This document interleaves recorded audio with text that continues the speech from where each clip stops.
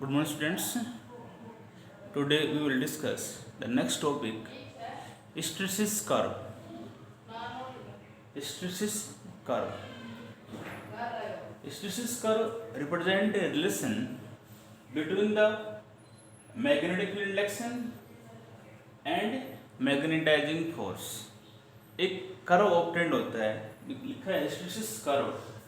एक रिलेशन होगा आपका एक दूसरे के अंदर. बी और एच आपस में एक वेरी करेंगे, जैसे हम करंट को वेरी करते हैं. तो एक कर्व ऑब्टेंड होता है. तो ये कर्व जो बन रहा है ना, पॉइंट्स जो मैंने नाम डाल रहे हैं A B C D E F A, ये एक आपका कर्व है. This is known as the hysteresis curve. तो we can say that hysteresis curve represent a relation between the magnetic field induction of a ferromagnetic material with magnetizing force. ठीक है, एक relation होता है. कोई मैग्नेटिक एक ferromagnetic material हम लेते हैं, जैसे आयरन हो गया, कोबाल्ट या निकल, इसमें से आप कोई ले सकते हो. एक फेरोमैग्नेटिक मटेरियल का बिहेवियर कैसा होगा. ठीक है, फेरोमैग्नेटिक मटेरियल का बिहेवियर कैसा होगा. जब हम उसमें करंट को वेरी करते हैं तो उसमें मैग्नेटाइजेशन होगा, कभी उसका कभी डीमैग्नेटाइजेशन होगा, तो वो एक कर्व बनेगा आपका. तो ये इस कर्व को हम बोलते हैं क्या, हिस्टेरेसिस कर्व. तो हम इसमें ये कह रहे हैं hysteresis curve represent a relation between the magnetic field induction of a ferromagnetic material with magnetising force. ठीक है, तो दोनों आपस में रिलेशन जो बन रहा है, कर्व जो बन रहा है, इसको हम एक्सप्लेन कर रहे हैं. तो इसके लिए हमने क्या किया, इनिशियली एक फेरोमैग्नेटिक मटेरियल हमने लिया, जैसे आयरन कोबाल्ट को ले सकते हो आप. वो अनमैग्नेटाइज्ड है. इनिशियली क्या होगा, वो अनमैग्नेटाइज्ड होगा. तो सीधी सी बात है, उसके अंदर मैग्नेटिक रिलेक्शन बी और एच आपस में दोनों क्या होंगे, जीरो होंगे. फिर हम इस फेरोमैग्नेटिक मटेरियल को जो हमने लिया, उसको हमने रखा एक सोलेनोइड के अंदर. ठीक है, जैसे सोलेनोइड के अंदर हम रखते हैं इसके अंदर और करंट को बढ़ाते हैं. इनिशियली ये अनमैग्नेटाइज्ड होगा, तो सीधी सी बात है उस केस में मैग्नेटिक रिलेक्शन और एच आपका क्या होगा, जीरो होगा.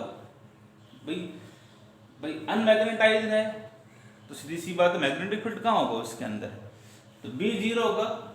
बी डिपेंड किस पे करता है, एच पे. तो बी जीरो होगा तो एच पे क्या होगा आपका, जीरो. ये जो स्टेट जो आपकी जो दिखा रखी है मैंने, ये वाली, ये रिप्रेजेंट कहाँ पे कर रखी है, this state is represented at O. उसके बाद हम क्या करते हैं, इस फेरोमैग्नेटिक मटेरियल को हमने रखा सोलेनोइड के अंदर, और करंट धीरे धीरे हम क्या करते हैं, उसका current through the solenoid increases. Current को बढ़ाओगे ना, तो उस केस में मैग्नेटिक फील्ड इंडक्शन वो भी इसका क्या होगा, इंक्रीज होगा, और एक सैचुरेट स्टेट तक आपका बढ़ेगा वो, उसके बाद नहीं बढ़ेगा. तो बी बढ़ेगा तो सीधी सी बात है उसके कोरस्पॉन्डिंग एच भी जो है वो भी क्या होगा आपका, बढ़ेगा. एच भी क्या होगा, उसका इंक्रीज होगा एक सैचुरेट स्टेट तक. ये स्टेट जो है आपकी कहाँ से कहाँ तक होगी, इसको हमने ग्राफ में कहाँ से कहाँ दिखा रखा है, O to A. ये जो स्टेट है ये इसकी एक सैचुरेट स्टेट है. मैग्नेटिक फील्ड की सैचुरेट स्टेट ये होगी और H की सैचुरेट स्टेट आपकी ये होगी. इसके बाद वो आपका इंक्रीज नहीं होगा. ठीक है, मैंने यही कहा है. जैसे सोलेनोइड को, जैसे इस फेरोमैग्नेटिक मटेरियल को हम रखते हैं सोलेनोइड के अंदर और करंट इंक्रीज कर दें एक सैचुरेट स्टेट तक, उसके बाद आपका इंक्रीज नहीं होगा करंट, तो वहाँ पर मैग्नेटिक रिलेक्शन और एच आपका क्या होगा, उसकी सैचुरेट स्टेट होगी, जिसको हमने इस ग्राफ में कहाँ से कहाँ तक दिखा रखा है, O to A. ठीक है, एक स्टेप की बात ये होगी. फिर हम क्या करते हैं, next we decrease the solenoid current. फिर हम उस सोलेनोइड करंट को डिक्रीज करते हैं. ठीक है, डिक्रीज करोगे जब तक उसका H जो है, H कहना हो जाए जीरो, उस केस में उस फेरोमैग्नेटिक मेटेरियल के अंदर कुछ मैग्नेटिक फील्ड रहेगा, कुछ मैग्नेटिज्म रहेगा भाई। ये कंडीशन होगी ए टू बी। जैसे आप इसको कम करोगे करंट को तो मैग्नेटिक रिलेक्शन भी क्या होगा आपका, कम होगा। तो उस केस में आपको इस स्टेट तक, जब तक उसका मैग्नेटाइजिंग फोर्स H जो है जीरो न हो जाए, वहां तक हम करंट को क्या करेंगे, डिक्रीज करोगे। तो वहां पर H तो इस ये कंडीशन है A टू B, ठीक है। और ये कंडीशन आपकी है O टू A, ये वाली कंडीशन, ठीक है। हमने सोलेनोइड करंट को डिक्रीज किया, कब तक करोगे, जब तक उसका मैग्नेटिक रिलेक्शन क्या ना हो जाए, H उसका क्या ना हो जाए, जीरो। भाई इस पॉइंट के ऊपर B पे ये तो आपका कुछ मैग्नेटिक फील्ड है ही, H इस पॉइंट पे कितना होगा आपका, जीरो। इस कंडीशन को हम बोलते हैं कोई फेरोमैग्नेटिक मेटेरियल यदि उसका मैग्नेटाइजिंग फोर्स यदि उसका जीरो हो और उसमें कुछ मैग्नेटिज्म हो, उसको हम बोलते हैं रिटेंटिविटी। इस कंडीशन को ये ऐसे लिख दिया, समझ जाएगा, समझ जाओगे। This is called retentivity. इसको हम क्या बोलते हैं, रिटेंटिविटी। और इसके नाम और है, इसको हम बोलते हैं रेजिडुअल मैग्नेटिज्म। रेजिडुअल मैग्नेटिज्म, ठीक है। ये इसको हम क्या बोलेंगे, ये कंडीशन को S इसका क्या होगा, जीरो होगा उस केस में, और B जो है वो आपका जीरो नहीं होगा। उसको हम क्या बोलते हैं, उसको हम बोलते हैं रेजिडुअल मैग्नेटिज्म, और हम उसको बोलते हैं रिटेंटिविटी, उसको हम कहते हैं, ठीक है। इंपॉर्टेंट डेफिनेशन है। फिर यहां तक बात आ गई आप। अब इसके बाद में सोलेनोइड करंट आपका ग्राफ के अकॉर्डिंग आपको दिखाई दे रहा है। यहाँ हम B टू C चलेंगे अब, तो सोलेनोइड करंट आपका क्या होगा, रिवर्स डायरेक्शन के अंदर आ गए, रिवर्स डायरेक्शन के अंदर आ गए ना। तो उस केस में हम फिर सोलेनोइड करंट आपका रिवर्स डायरेक्शन में हो गया, और करंट को फिर हम क्या करते हैं, आपका इंक्रीज होता है बैकवर्ड डायरेक्शन में, बढ़ रहा है धीरे धीरे। कब तक बढ़ेगा, उस केस में H जो है, H आपका जीरो नहीं होगा, और उस केस में B जो है आपका क्या रहेगा, जीरो। सोलेनोइड करंट जो है आपका रिवर्स होगा, और धीरे धीरे उसको हम बढ़ाते हैं। तो उस केस में मैग्नेटिक रिलेक्शन जो है इस पॉइंट के ऊपर, वो आपका क्या होगा, जीरो होगा। मैग्नेटिक रिलेक्शन तो क्या होगा उस केस में, जीरो होगा। बट कुछ मैग्नेटाइजिंग फोर्स उसमें आपका ये रिवर्स डायरेक्शन के अंदर, उसके अंदर कुछ होगा। इस स्टेज को हम क्या बोलते हैं, इस स्टेज को हम बोलेंगे कोरेक्टिविटी। ये जो कंडीशन है इसको हम क्या बोलते हैं, कोरेक्टिविटी, CORECTIVITY, कोरेक्टिविटी ऑफ द मटेरियल। उस केस में आपका मैग्नेटिक फील्ड इंडक्शन, रिटेंटिविटी आपकी एक प्रकार से आप जीरो कह सकते हो। When some magnetizing force is applied in a reverse direction is called correctivity of the material. ये कंडीशन जो है ये आपकी B to C है। इस कर्व में कहां से कहां तक है, B to C।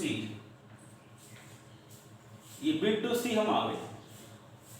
इसके बाद में फिर हम एक सैचुरेट स्टेट तक इसको करंट को अब यहां तक आ गए। फिर हम सोलेनोइड करंट को और इंक्रीज करेंगे तो इसकी मैक्सिमम स्टेट आएगी। इसके बाद B और H आपका नहीं बढ़ेगा, सैचुरेट स्टेट आएगी। फिर उसके बाद में करंट जो है सोलेनोइड के अंदर डिक्रीज होगा, तो कर्व आपका आएगा D to E। फिर धीरे धीरे करंट हम इसका बढ़ाएंगे तो उसका मैग्नेटिक इंडक्शन जो बढ़ेगा, और एक कर्व आपका होगा E to A आपका जाएगा। ऐसे ही प्रोसेस आपका रिपीट होता रहता है, ठीक है। प्रोसेस कैसा होगा, रिपीट होता रहता है कि एक कर्व बनेगा आपका। एक कर्व कौन सा होगा, A B C D E F E। यहाँ पर जो है A B C D E F A, this is called hysteresis curve.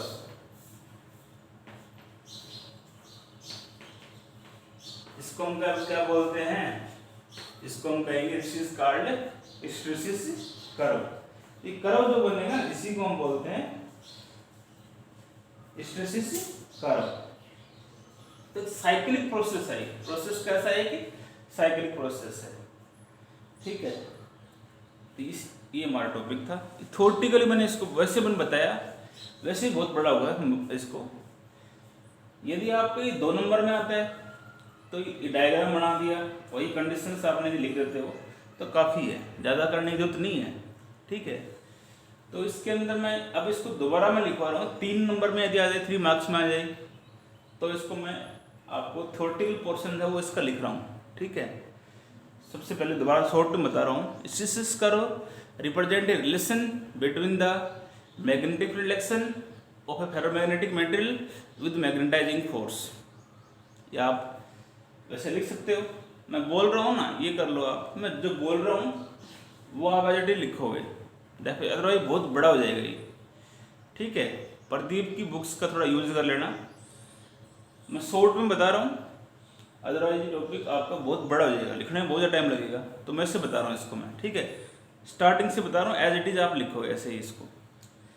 सबसे पहले क्या लिखोगे, hysteresis curve represent a relation between the magnetic reflection of a ferromagnetic material with magnetising force, ठीक है।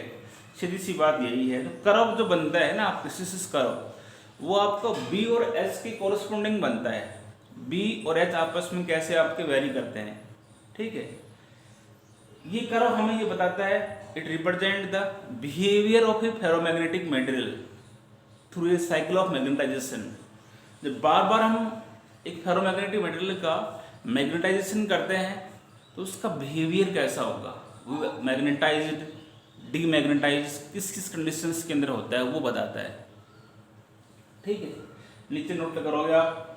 Initially consider a ferromagnetic material, हमने क्या लिया, एक फेरोमैग्नेटिक मटेरियल हमने लिया, ठीक है। इनिशियली वो फेरोमैग्नेटिक मटेरियल जो है वो अनमैग्नेटाइज्ड है। अनमैग्नेटाइज्ड होगा तो सीधी सी बात है, उसका मैग्नेटिक रिफ्लेक्शन और एच आपके दोनों क्या होंगे, उस केस में 0 होंगे। उस फेरोमैग्नेटिक मटेरियल का बी और एच आपस में क्या होगा, दोनों आपस में 0 होगा। तो ये स्टेट जो आपकी है इस ग्राफ में कहाँ होगी, इस कर्व में कहाँ होगी, इस पॉइंट पे ओ पे होगी। This state is represent at the origin O. भाई इस पॉइंट के ऊपर आप क्लियर शो होगा कि यहाँ पे आपका मैग्नेटिक रिफ्लेक्शन और एच क्या होगा, 0। उसके बाद फिर लिखोगे next the ferromagnetic material is placed in a solenoid. इस फेरोमैग्नेटिक मटेरियल को आपने रखा सोलेनोइड के अंदर and current through solenoid increases. Current हम क्या करते हैं, इंक्रीज करेंगे, then magnetic reflection is increases, ठीक है, एंड सैचुरेट। एक सैचुरेट स्टेट, मैक्सिमम स्टेट तक आपका मैग्नेटिक रिफ्लेक्शन आपको उसका बढ़ेगा, उसके कोरस्पोंडिंग एस भी आपका उसकी भी एक सैचुरेट स्टेट होगी, उसके बाद इंक्रीज नहीं होगा। This state is represented in the curve from O to E. ये एक सैचुरेट स्टेट है इस पॉइंट के ऊपर, इस पे एच मैक्सिमम ये होगा और बी आपका मैक्सिमम ये होगा, ठीक है। अच्छा, फिर लाइन छोड़ोगे, इसको नीचे लिखोगे, इसके बाद ये लिख देना आपने, next we decrease the solenoid current.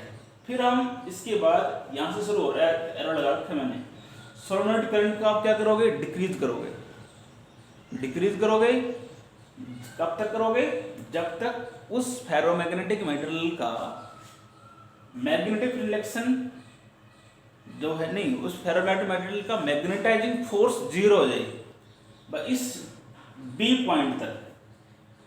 Solenoid current को डिक्रीज कहाँ से कहाँ तक करोगे, ए से बी तक आप डिक्रीज करोगे ना, तो बी पॉइंट के ऊपर आपका एच 0 होगा और उस केस में सब मैग्नेटिज्म, कुछ मैग्नेटिक फील्ड जो है वो रहेगा।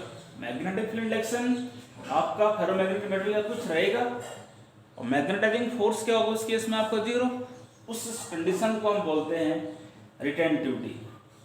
तो इसकी डेफिनेशन यही है। रिटेंटिविटी क्या होता है, the value of the magnetising force is reduced to 0 when some magnetism is left in the specimen. इस फेरोमैग्नेटिक मटेरियल के अंदर आपका मैग्नेटाइजिंग फोर्स तो क्या होगा, जीरो। उस केस में उस फेरोमैग्नेटिक मटेरियल में कुछ मैग्नेटिज्म, कुछ मैग्नेटिक फील्ड शेष रहता है, उसी को हम क्या बोलते हैं, दिस इज कॉल्ड रिटेंटिविटी और residual magnetism of the material. Line छोड़ दोगे, फिर आगे लिखोगे नेक्स्ट, जैसे बोल रहा हूँ लिखोगे next we decrease the solenoid, next the solenoid current is reversed. भाई B2C की बात करोगे, इसके बाद सोलेनॉइड करंट आपका क्या होगा, रिवर्स डायरेक्शन के अंदर आएगा, और उसको आप इंक्रीज करोगे कब तक, जब तक उसका X क्या होना है, उस केस में उसका B क्या होगा, C तक आप उसको करंट को डिक्रीज करोगे, इंक्रीज करोगे सॉरी। इस पॉइंट के ऊपर C के ऊपर आपका B तो जीरो होगा, H जीरो नहीं होगा, ठीक है। तो उसको हम बोलते हैं कोर एक्टिविटी, उसको हम क्या बोलते हैं, कोर एक्टिविटी बोलते हैं। तो इसको डिफाइन कैसे करोगे, to reduce the residual magnetism or retentivity to zero when some magnetizing force is applied in reverse direction। जब हम कुछ मैग्नेटाइजिंग फोर्स अप्लाई करते हैं तो रिवर्स डायरेक्शन के अंदर जो है आपका मैग्नेटिक फील्ड डायरेक्शन जो हो क्या होगा, आपका जीरो होगा, बी जीरो होगा। कुछ मैग्नेटाइजिंग फोर्स उसमें हम क्या करते हैं, अप्लाई करते हैं, उसको हम क्या बोलते हैं, core activity of the material. ये स्टेट आपकी आ गई B2C।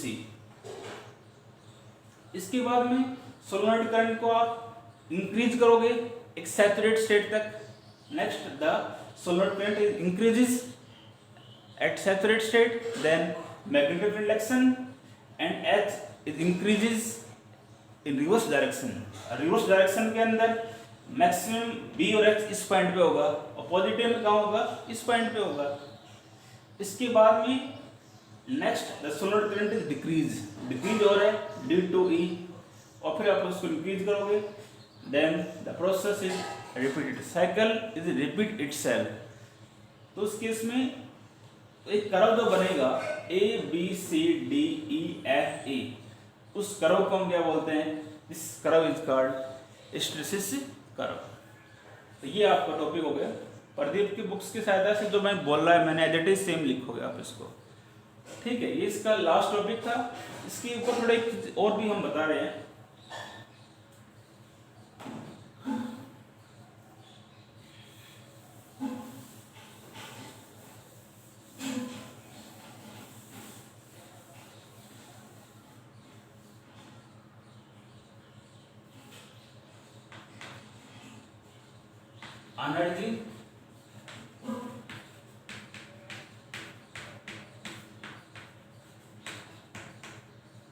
Energy dissipation due to hysteresis,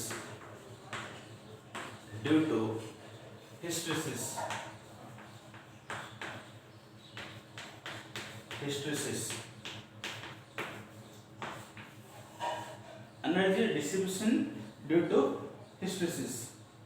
तो कोई भी मैग्नेटिक मटेरियल जो है, कोई फेरोमैग्नेटिक मटेरियल जो है, उसको यदि हम सोलेनॉइड के अंदर रखते हैं तो उसका बार बार मैग्नेटाइजेशन और डीमैग्नेटाइजेशन होता है। उस केस में कुछ एनर्जी का लॉस होता है, some energy is lost, energy का लॉस्ट होता है किसके फॉर्म में, in the form of the heat, sparking होती है, हीट के फॉर्म में एनर्जी का लॉस होता है। This energy can not be recovered, energy उस केस में रिकवर नहीं होती, उसका लॉस ही आपका होता है, ठीक है। तो इसमें आप एक ये लिख सकते हो, एक लाइन लिख देता हूं मैं, when a magnetic material, when a magnetic material is taken through a cycle of magnetization,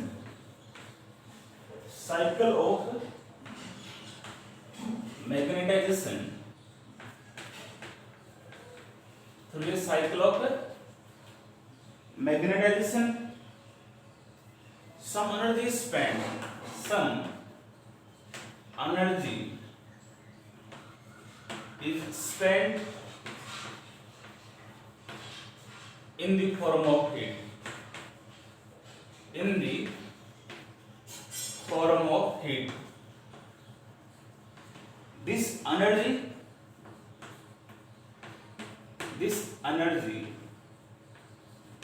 cannot be recovered.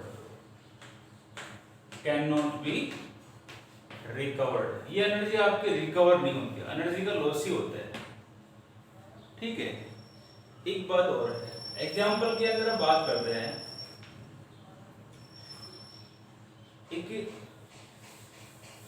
एक कर्व हम बता रहे हैं इसके अंदर। ठीक है, एक कर्व हमारा बनता है, एक हम I और H के अंदर एक B कह सकते हो आप, ये कर्व है आपका, इधर B ले सकते हो आप और इसे H ले सकते हो। X dash, Y dash. एक सॉफ्ट आयरन ले रहे हैं और स्टील ले रहे हैं, दोनों का हिस्टैरिसीस कर्व की बात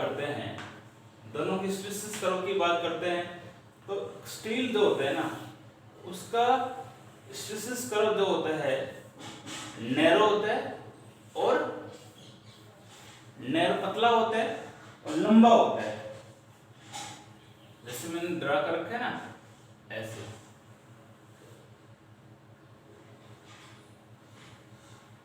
ये कर्व बनता है, ये तो स्टील का है, सॉरी ये किसका है, आयरन का है। और स्टील का थोड़ा वाइड होता है, ये ओरिजिन पॉइंट आपका है। ठीक है, स्टील का जो कर्व जो होता है ना, ये सॉरी सॉफ्ट आयरन, इसका this is soft iron curve है आपके। स्टील का थोड़ा वो होता है, चौड़ा होता है।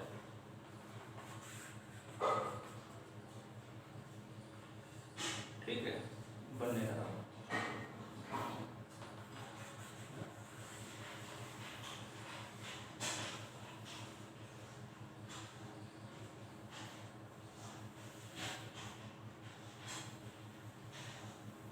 ये होता है इसका। ठीक है ना,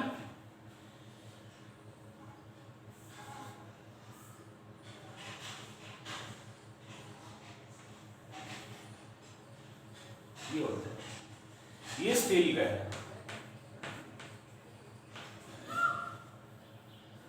तो इसमें कई बार पूछ सकता है, यहां पर एरिया जो है ना आपका, एरिया किस कर्व का ज्यादा होगा, स्टील का एरिया जो है, इसका एरिया लार्ज है, एरिया जो है स्टील का क्या है, लार्ज है। इसका एरिया, दूसरे वाले एरिया क्या होगा आपका, सॉफ्ट आयरन का कम होगा। तो यहाँ पे हम कह सकते हैं कि hysteresis loop for soft iron जो होता है, hysteresis loop for soft iron narrow and large, whereas the hysteresis loop for steel is small और वाइड होता है इसका। हिस्टैरिसीस लूप जो होता है सॉफ्ट आयरन का तो कैसा होता है, नैरो लार्ज होता है, और हिस्टैरिसीस लूप सॉफ्ट आयरन का सॉरी स्टील का जो होता है वो होता है वाइड होता है और शॉर्ट होता है। तो इन दोनों से हम एक कंपेयर करते हैं, ऐसा क्यों होता है। मैं लिख रहा हूं, द हिस्टैरिसीस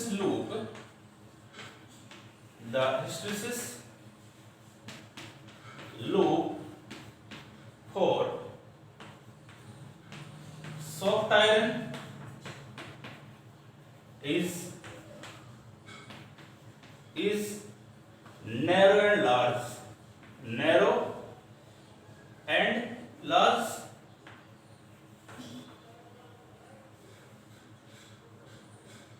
whereas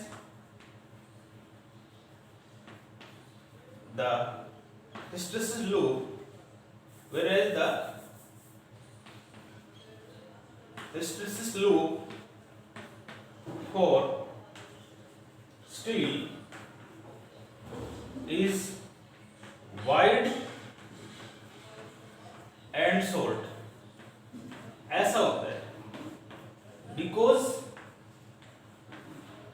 कारण इसका मैं इधर लिखूं, एक तो कारण आपका है सॉफ्ट आयरन जो होता है, सॉफ्ट आयरन की रिटेंटिविटी ज्यादा होती है।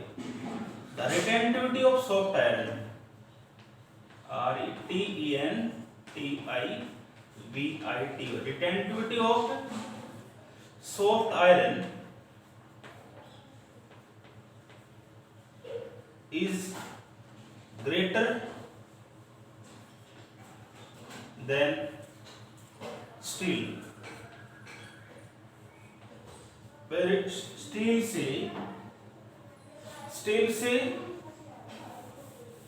स्टील से आपकी रिटेंटिविटी जो है वो सॉफ्ट आयरन की ज्यादा होती है। रिटेंटिविटी का मतलब इसका मैग्नेटिज्म जो है, इसका मैग्नेटिक फील्ड इंडक्शन ज्यादा होता है। किसकी कंपेयर में? स्टील की कंपेयर में। एक soft iron is more strong, soft iron is more strongly magnetised, more strongly magnetised. Soft iron जो है is more strongly magnetized, ठीक है। सॉफ्ट आयरन जो होता है वो is more strongly magnetized than steel, steel से ज्यादा मैग्नेटाइज्ड होता है, ठीक है। सॉफ्ट आयरन जो होता है वो ज्यादा आपका स्ट्रांगली मैग्नेटाइज्ड होगा। किससे भाई? क्योंकि मैग्नेटिज्म जो है सॉफ्ट आयरन का ज्यादा होता है। किससे? स्टील से। एक कोर एक्टिविटी जो होती है, core activity of soft iron less, soft iron core activity of soft iron is less than, कम होती है, is less than that of steel, that of steel. इसकी कोर एक्टिविटी जो है सॉफ्ट आयरन की क्या होती है आपकी? कम होती है। इट्स का मतलब क्या हुआ? इट्स का मतलब ये हुआ, इट मीन्स मतलब ये हुआ कि तो मैग्नेटिज्म जो है वो इसका जल्दी से आपका लॉस्ट हो जाता है। उसका मैग्नेटिज्म जो है, इसका मतलब ये हुआ उसका मैग्नेटिज्म जो है जो जल्दी से आपका खत्म होगा। It means the magnetic field is losses rapidly, शीघ्रता से, इजिली जो है, रैपिडली जो है आपका मैग्नेटिक, जैसे ही करंट को हम ऑफ करेंगे ना उसका मैग्नेटिज्म लॉस हो जाता है सॉफ्ट आयरन का। एक कारण इसका ये भी है। एक बात इसमें और लिख देता हूं मैं, वो इंपॉर्टेंट है। छोटे क्वेश्चंस में इसके बारे में कुछ पूछ सकता है, बड़ा भी आ सकता है। यहां पर एरिया जो है ना, as area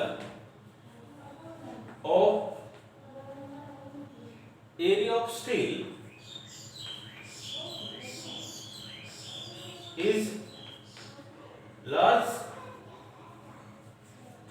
than that of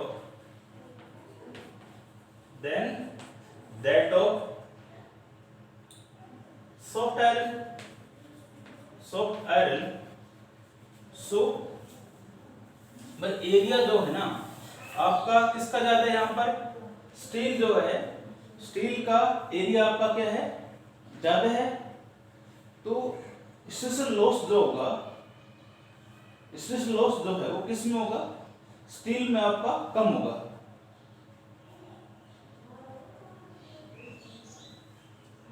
soft iron का एरिया आपका कम है तो उसका लॉस जो है सॉफ्ट आयरन में कम होगा as compare to steal.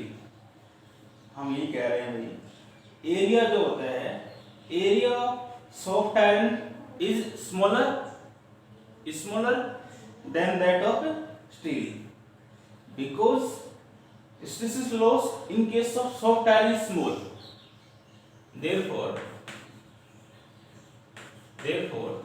hysteresis loss in soft iron is smaller than that of steel.